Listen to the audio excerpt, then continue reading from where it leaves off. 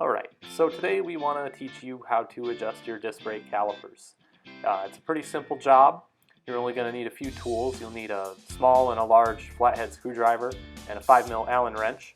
There's a couple other optional tools, but not necessarily critical.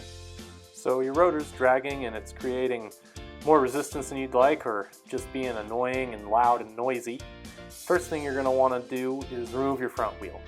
We're going to do this so that we can reset the pistons out into their original position, the most open position, give us a little bit more room to work here. If you don't have the fancy park tool, you can use the largest flathead screwdriver you have and insert that into the bottom of the caliper while giving it a slight side-to-side wiggle to help push those pads all the way back out. Now what we're going to do is reinsert the front wheel because we're going to use that rotor to center the caliper. We're going to be loosening these two bolts that hold your caliper onto your fork. So start by cracking those loose, and now you'll see you've got these ovalized holes on your caliper which allow for side-to-side motion. Go up to the handlebar and squeeze the brake a couple of times, and you can see how the caliper adjusts around that. So squeeze and hold, and come back and snug up each of these bolts. Being careful as you tighten them that they don't cause the caliper to move in position at all. So what will happen then is your adjustment will go out of whack just because the bolts shifted the caliper side to side. So now we're going to check our system here and see what we've got. And you can see that it's not really rolling as smoothly as we'd like. Unfortunately, one of the problems with disc brake calipers is that trick I just showed you only works about 40% of the time. So what we're going to do now is look down through the top of the caliper and re-observe which side the rotor is dragging on. In this case, it's dragging on the outside. So I'm going to crack these bolts loose again and manually try to center it, looking down through the top of the caliper. And once you've got it relatively close, then you can squeeze at the handlebar again and lock the caliper into that position. And so now while I'm holding the brake lever squeezed at the handlebar, I'm going to come back here and tighten these down.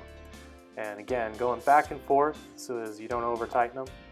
And smooth as butter, ready to rock and roll. Now if you're still having issues, we might be dealing with something else. You may have a warped rotor.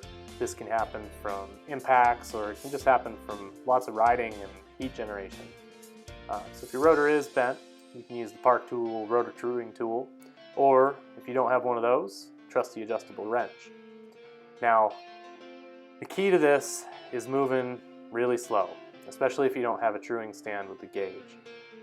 I recommend just small adjustments, and if you take your time and be patient, you can straighten your rotor if it's bent. Another culprit for dragging brakes is worn out brake pads. It's a good idea to inspect your brake pads maybe 2 to 3 times a season for wear. Sometimes if you just look down through the top of the caliper, you can be a little misled by what's going on. The rotor may not reach the top of the pads and you end up with a little bit of lip, and I'll show you an example of that here in a minute. What we're going to do right now is just show you how to take your disc brake pads out of your Shimano style disc brakes. You can see here we had removed that safety clip ahead of time, and now we're removing the flathead screw that holds your pads in place.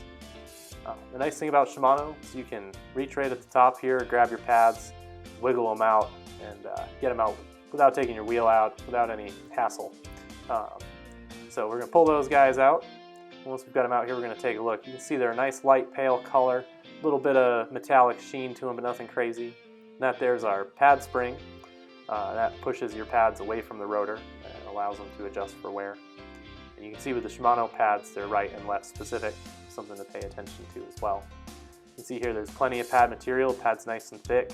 It's a nice pale color, not indicating any contamination or any weird wear patterns or anything like that. So those pads are fine. We're going to slap them back in here.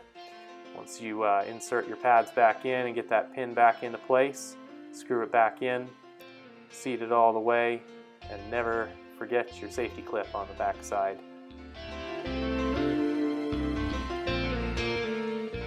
Safety first, folks.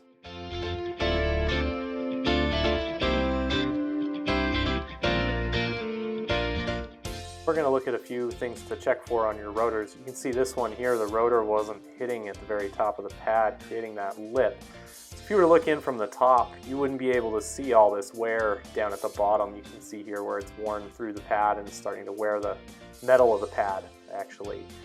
So good idea to pull your pads twice a season or so. Make sure you take a look at them. This one here, you can see it's so dark. It's contaminated by oil. You can see a little bit of oil residue up here. Oil contamination happens from riding on wet roads or touching your rotors with your bare, sweaty fingers, that kind of thing. It greatly decreases your braking power. It makes your brakes super noisy too. You can see this Shimano pad here is showing both contamination by oil and heat glazing. What ends up happening is if you contaminate your pads bad enough, the braking power is decreased enough that you end up generating a lot of extra heat. And that'll put a glaze on your pad, make them really noisy and really, really weak. So those are a couple extra things to keep your eyes open for with your disc brake pads throughout the season. So this ought to get you pretty well set to take care of most issues with your disc brakes. If you try all these steps and it's still not working, it might be a good idea to swing you by a local bike shop. But hopefully this helps and gets you rolling smooth for many, many miles. Thanks for watching, and check back again here for more tech videos and specials from Villaggio Cycles.